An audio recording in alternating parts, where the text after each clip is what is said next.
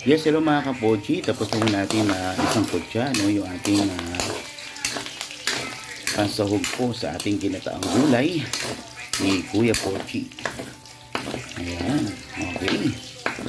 Then, saka po natin ilalagay po, no, yung ating mga bawang, sibuyas, at luya. Okay. Ayan. So mga kapochi, napakasarap na naman pong ulam, no? Napakasarap na naman po ng menu natin this Tuesday.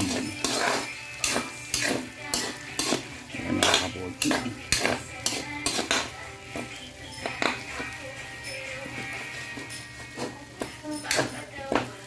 Ang bango-bango.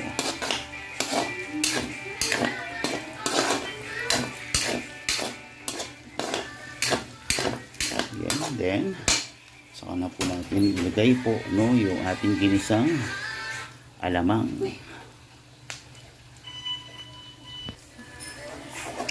Ayan mga kapochi, nilagay na natin yung ating ginisang alamang. Actually, may stock po si Kuya Pochi na ginisang alamang. Ang sahog din po natin ay pork. Okay. Then, saka po natin ilalagay po natin yung ating gulay.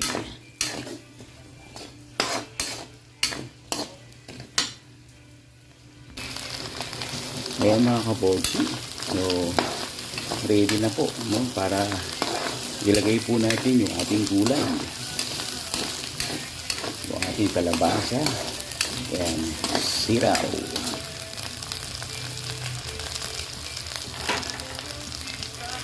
Ayan. Wow. Fresh na fresh po mga kapochi, yung ating sitaw at ang ating kalabasa. Ayan. Wow. Ang bango-bango. So yummy. Okay, sa mga kapochi, maya-maya ng konti. Yes, maya, pwede na po natin ilagay po yung ating gata. Okay. Ngayon mga kapochi, nalagyan na rin natin siya ng seasoning. Nalagyan natin siya ng pepper. Yes, konting patis. At pampalasa.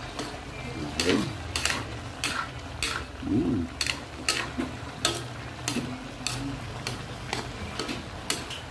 So mga kapochi, napakasarap lang ng ganitong gulay.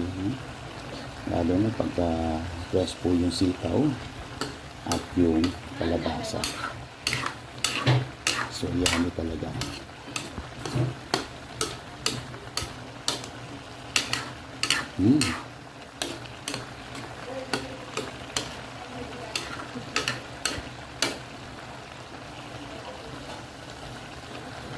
Ayan mga kapochi, so pwede na po natin ilagay po, no, yung pinakagata. So later on na po yung pinakakaang gata, no, yung pinaka-puro. So makakasin yung mga kapochi, sobrang bango, napakasarap.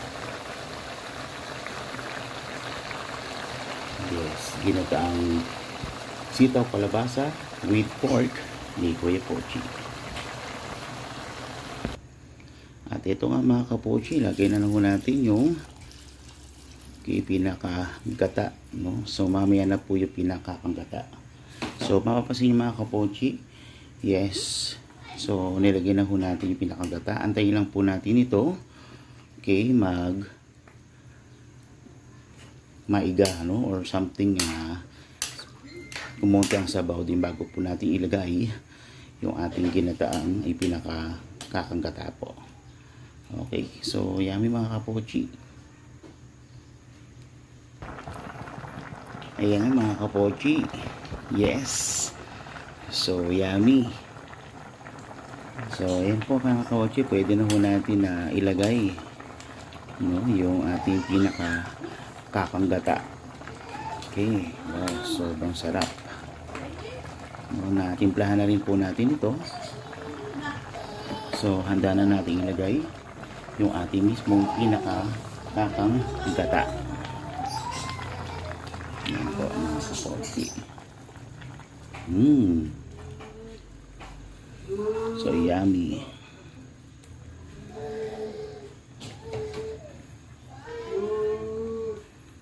Yan, so mga around 5 minutes. At pagka naiga na po itong sabaw po niya wow, napakasarap. Ginataang kalabasa sitaw ni Kuya Pochi.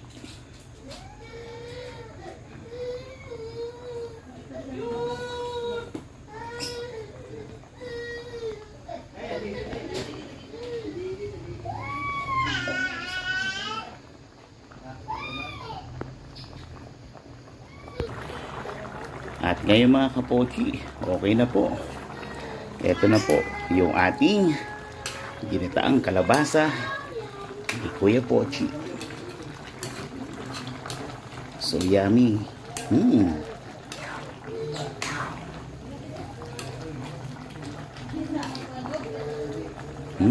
Sarap-sarap.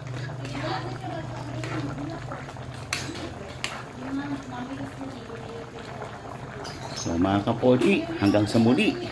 Ito na po yung ating finished product ng ating ginataang kalabasa sitaw with pork ni Kuya Pochi.